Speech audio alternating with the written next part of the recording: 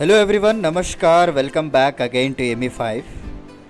सो आज के इस वीडियो में हम शुरुआत करेंगे दोस्तों इंजीनियरिंग के सब कैटेगरी के बारे में, जहाँ पे आप सभी लोग जानते हैं कि हम लोग करियर के रिलेटेड वीडियोस बनाते आ रहे थे। तो हमने सारे जो मेन कैटेगरीज थे जैसे इंजीनियरिंग, मेडिकल, डिफेंस के रिलेटेड, तो सारा जो इम्पोर्टेंट थे सब कैटेगरीज हमने कवर कर चुके हैं। तो ईच एंड एवरी टॉपिक के अंदर कई सारे फिर सब कैटेगरीज आते हैं, जैसे ऑटोमोबाइल इंजीनियरिंग ले लीजिए, ओके, और केमिकल इंजीनियरिंग ले लीजिए, एरोनॉटिकल ले लीजिए। तो सारा कुछ हम इस लेक्चर में डिटेल में पढ़ाऊँगा। सो आज का जो वीडियो होगा स्पेसिफिकली ऑटोमोबाइल इंजीनियरिंग पे बनाया गया है, ठीक है। तो उसके बारे में हम जैसा पहले वीडियोस में पैटर्न फॉलो करते थे कि बेसिक डेफिनेशन से शुरुआत होगी, राइट, क्या क्या कोर्सेस एंड एलिजिबिलिटी रहेगा इसमें, और करियर स्कोप किस तरह से है, ओके, और क्या क्या कोर्सेस आपको करने पड़ेंगे आफ्टर ग्रेजुएशन या फिर आफ्टर 12th के बाद कोई डिप्लोमा कोर्स है या नहीं, या फिर ऑटोमोबाइल और ऑटोमोटिव के बीच में क्या क्या डिफरेंस होते हैं, और फाइनली उसके करियर प्रोस्पेक्ट्स के बारे में और सैलरी पैकेजेस के बारे में भी हम बात करेंगे। तो वेरी इंटरेस्टिंग वीडियो होने वाला है इसमें, ठीक है, क्योंकि हमारा पहला वीडियो है सब कैटेगरी जो कि इंजीनियरिंग के रिलेटेड पहले कवर किया जाएगा, और उसके बाद हम सारे चीज़ें धीरे धीरे कवर करते आएंगे, ठीक है। तो let's start without any delay. तो please like, share and subscribe to our ME5 YouTube channel also. तो मेरा पहला क्वेश्चन है कि are you passionate about automobiles, या अगर आप चाहते हैं कि हम जो है एक कार को डिज़ाइन कर पाए।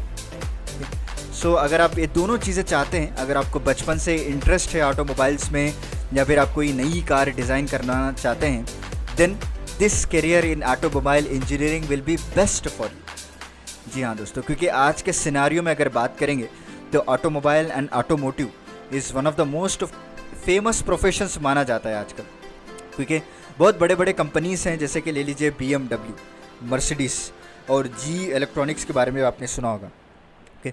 Even though they will also design some of their own concept cars, अभी वो निकाल रहे हैं, राइट। तो वैसे बड़े बड़े कंपनीज़ में अगर आपने अच्छे से स्कोर कर लिया और आपके पास अच्छे से टेक्निकल स्किल्स हैं, डिज़ाइन स्किल्स है, then definitely you will be selected for those companies.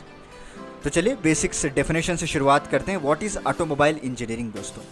देखिए, एक्चुअली ये एक इंजीनियरिंग का ही एक पार्ट माना जाता है इसको, जो कि मेनली डिज़ाइनिंग या फिर ऑपरेट करना या फिर ऑटोमोबाइल्स को कंस्ट्रक्ट करना, अगर मुझे आप पूछेंगे तो उसको तैयार करने से रिलेटेड होता है, ठीक है। And it is also a branch of vehicle engineering which works with automobiles, motorcycles, trucks, buses, जितने भी जो डिज़ाइन आप देख रहे हैं सारा कुछ जो है आपको इसी के अंदर कवर किया जाता है। और मेनली ये किस पे डिपेंड होता है? डिज़ाइनिंग एंड ऑपरेटिंग पे डिपेंड होता है, ठीक है। तो आज का अगर मैं स्टैटिस्टिक्स आपको बताऊं तो इन ऑटोमोटिव इंडस्ट्री अभी जो India is one of the largest in the world with annual production of 23.37 million vehicles. Can you imagine? 23.37 million vehicles है दोस्तों आजकल मैन्युफैक्चर हो रही, बट ये थोड़ा पुराना डेटा ही है, बट आज के डेटा से कई गुना ज़्यादा मैन्युफैक्चर किए जा रहे हैं, ठीक है। तो जैसे मैंने आपको बताया, डिज़ाइन करना, डेवलप करना, मैन्युफैक्चरिंग करना या टेस्टिंग ऑफ व्हीकल्स को करना, इस सारा कुछ इसी के अंडर आ जाता है। तो कई सारे बच्चे जो है अभी यहाँ पे थोड़ा कन्फ्यूजन अराइज होता है, क्योंकि आपको यहाँ पे दो वर्ड्स सुनने को मिलते हैं दोस्तों, एक ऑटोमोबाइल और एक ऑटोमोटिव, ठीक है। दोनों के बीच में डिफरेंस क्या होता है ये जान लीजिएगा। देखिए, automobile is nothing but automotive का ही एक दूसरा नाम जिसे कहते हैं, और ऑटोमोबाइल इंजीनियरिंग जो है ये मेनली फोकस करता है आपको कार्स के ऊपर। तरह तरह के कार्स आप देख सकते हैं ना रोड्स पे जो जाते हैं, मारुति सुजुकी हो गया, टोयोटा हो गया, BMW हो गया, राइट। तो उनका रिसर्च करना, नए नए डिज़ाइंस को लेके आना मार्केट में, मैन्युफैक्चरिंग करना, राइट, और जितने भी ग्राउंड बेस्ड व्हीकल्स है उसको ऑपरेशन करना, ये सारा कुछ ऑटोमोबाइल के अंडर आता है, ठीक है।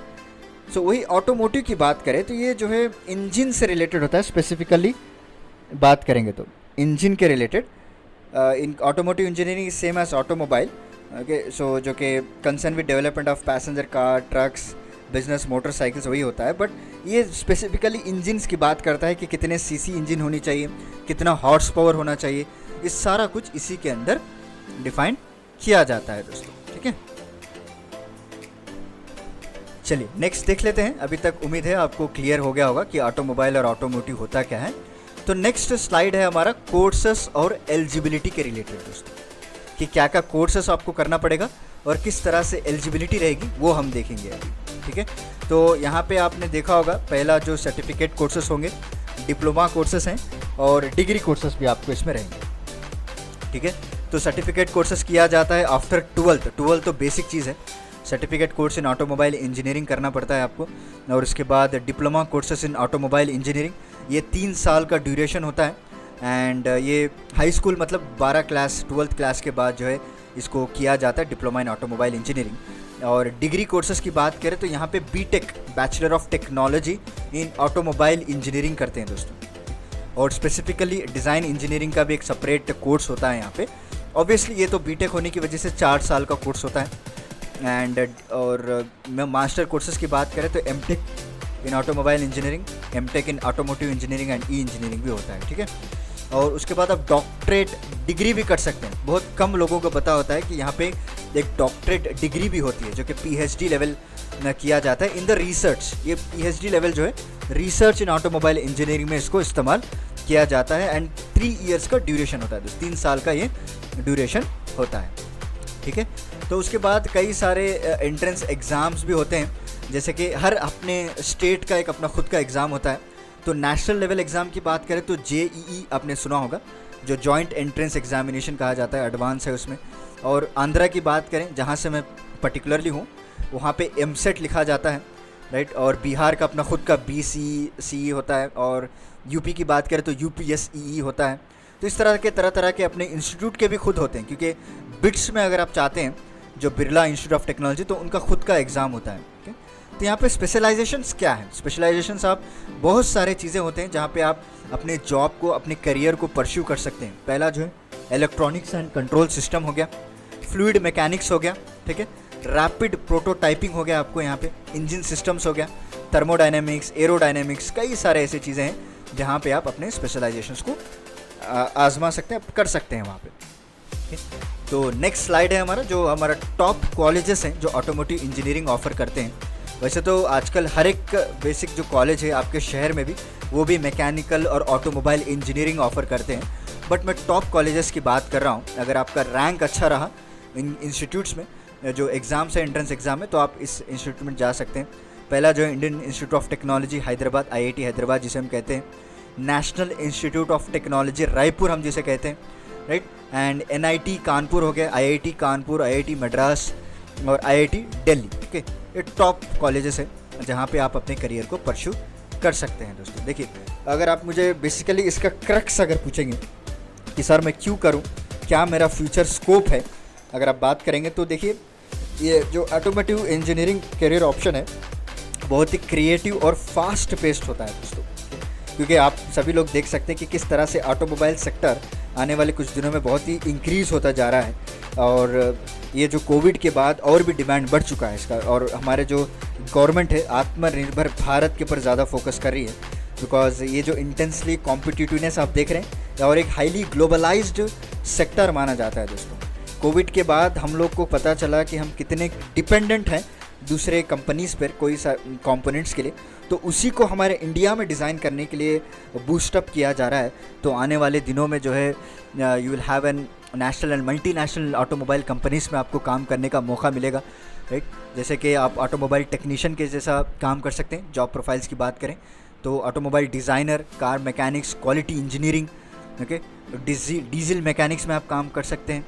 और बहुत सारे रिक्रूटर्स हैं, जैसे कि मारुति सुजुकी हो गया, अशोक लीलैंड हो गया, Honda company, Tata, Toyota, right, Telco, ये सारे, हीरो मोटोकॉर्प, ये सारे ऐसे बड़े बड़े रिक्रूटर्स हैं जहाँ पे आप अपने करियर को परस्यू कर सकते हैं दोस्तों। और रही बात सैलरी की बात करें तो बेसिकली आदमी काम करता है अल्टीमेटली सैलरी के लिए ही ना, तो यहाँ पे मोस्ट अट्रैक्टिव पार्ट सैलरी आपको मिल सकती है।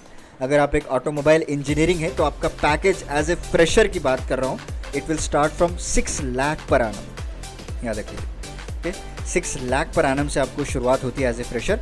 और अगर आपको एक्सपीरियंस हो तो you can go up to आपकी सैलरी पर मंथ 1 लाख से भी ज़्यादा हो सकती है। बहुत ही अच्छा वाइड स्कोप है इसका, तो उम्मीद है तो आपको आज का लेक्चर मेरा पसंद आया होगा।